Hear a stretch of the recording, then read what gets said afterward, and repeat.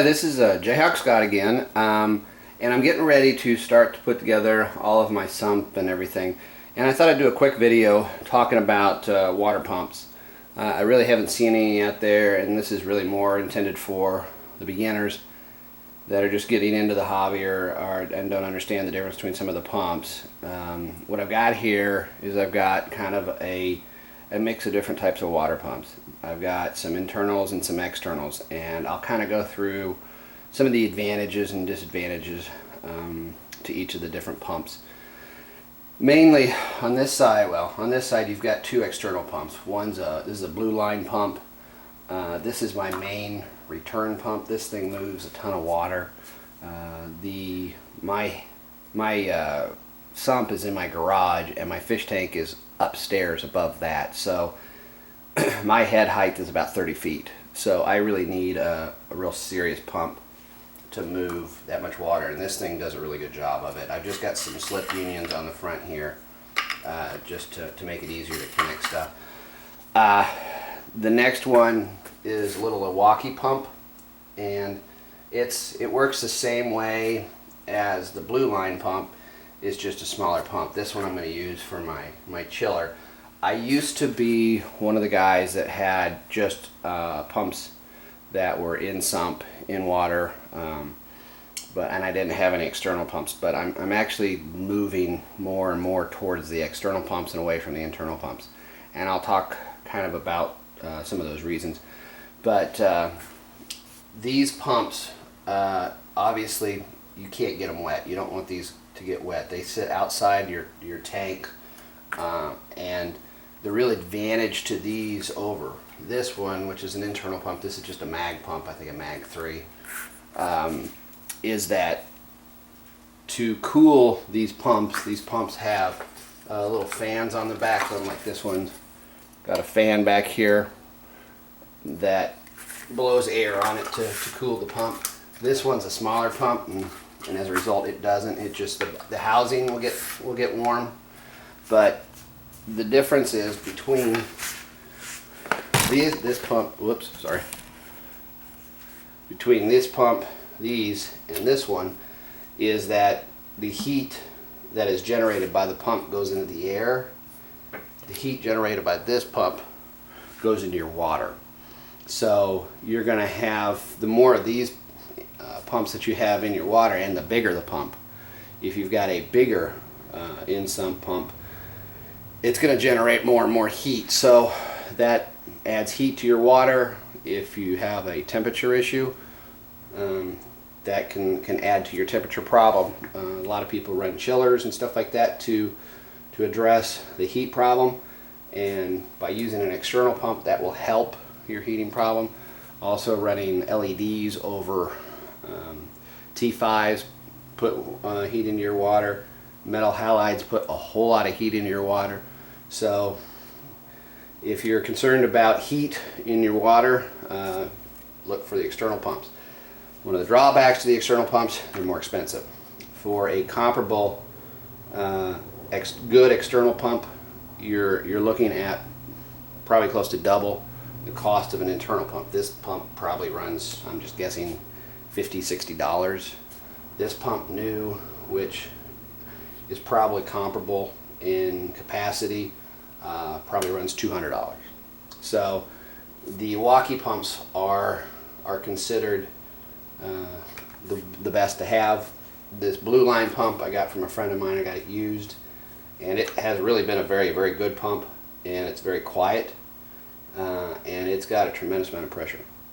Okay, now these last pumps over here, we'll get into the pumps in the water now. And what you've got here, and you'll hear a lot of people talk about power heads. These last two are power heads, and they're essentially the same pump. One is just a MaxiJet 1200, and one is a MaxiJet 400. This is the 400, this is the 1200. They've just got different housings on them. But if you take the housings off of them, you'll see that essentially they're the same thing.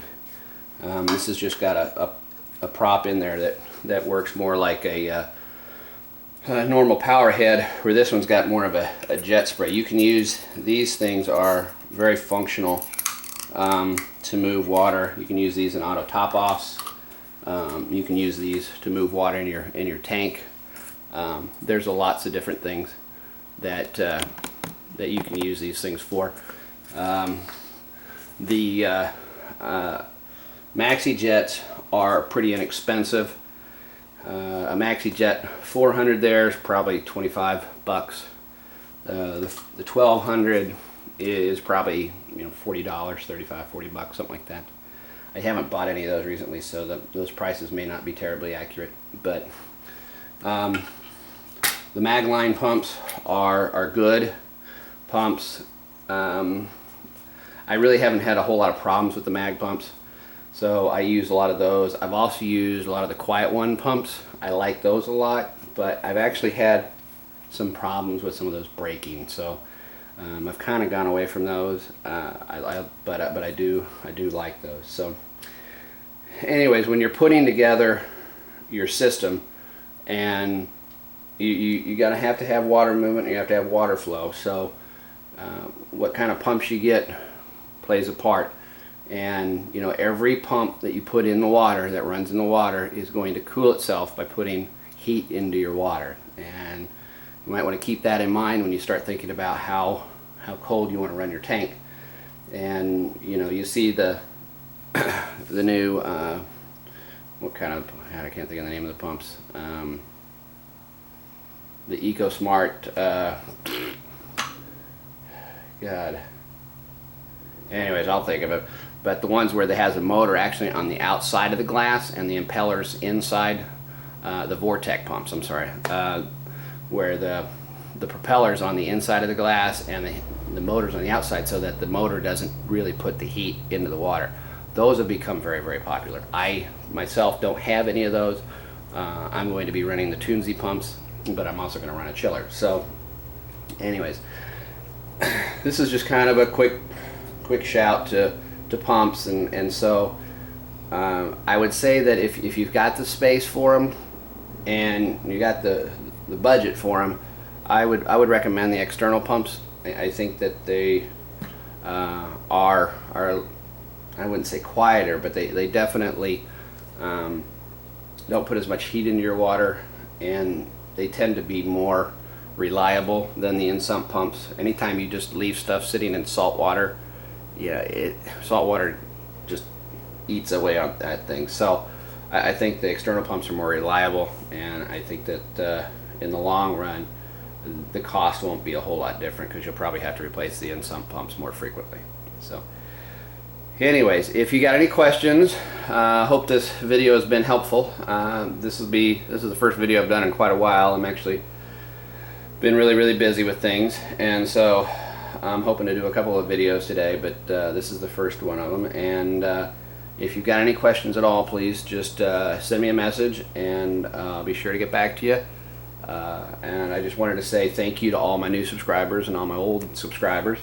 I'm pretty amazed by the number of people watching these videos. I think it's great, and hopefully you find them informative, and I'll catch you on the next one. This is J. Hawk Scott signing out.